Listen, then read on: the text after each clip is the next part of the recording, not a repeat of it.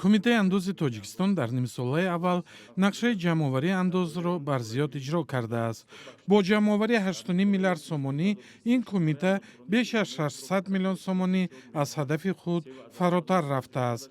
дар як нишасти хабарӣ Шамсулло Каримзода, сардори сарраёсати маъмурикунонии кумитаи андози тоҷикистон гуфт, ки агар бархе аз ширкатҳо аз имтиёзи андоз бархурдор набуданд, кумита метавонист 2,7 миллиард сомони дигар ба кулли маблағи ҷамъоваришуда изофа кунад.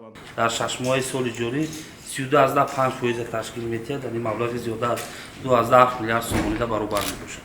иҷрои сифатии қисми даромади буҷаи давлатӣ нисбат ба солҳои қаблӣ. Нусратулло Давлатзода хотир нишон кард, ки ҳаҷми андоз дар солҳои ахир дар кишвар коҳиш ёфтааст.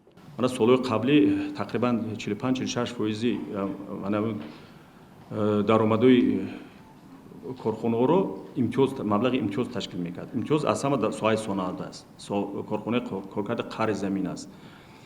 баъд соҳаи ташкилотҳои молиявӣ қарзи хурд аст, бонкҳоро дар назар дорам аст. Имтиёзҳо зиёд ҳастанд. Мо қайбат дар нишастҳои қаблӣ ҳам ин маълумотро шумо пешниҳод мекардем, мегуфтем.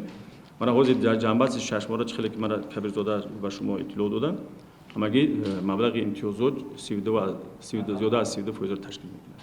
худ аз ҷониби ҳар як давлат аз ҷониби Фозилҷон Фатуллоев, таҳлилгари иқтисодии тоҷик, аз имтиёзҳои андоз дар Тоҷикистон интиқод кард. як муаммо аст, ки барои чӣ имтиёзҳо барои ширкатҳои бузург дода мешаваду ва онҳо аз имтиёзҳо фарз кунед муҳлати 5 сол имтиёз додааст, лекин муҳлати 10 сол аз имтиёзҳо истифода мебаранд. Онҳо фарз кунед ягон имконият ягон истеҳсоли навро ба роҳ мемонанд ва бо баҳона ё бо сабаби ҳамин боз соҳиби як имтиёзҳои иловагӣ мешаванд, ба ҷои он ки онҳо боз иловатан андоз споранд. Фатуллоев муътақид аст, ки ихтисоси имтиёзҳо дар Тоҷикистон ноқис аст.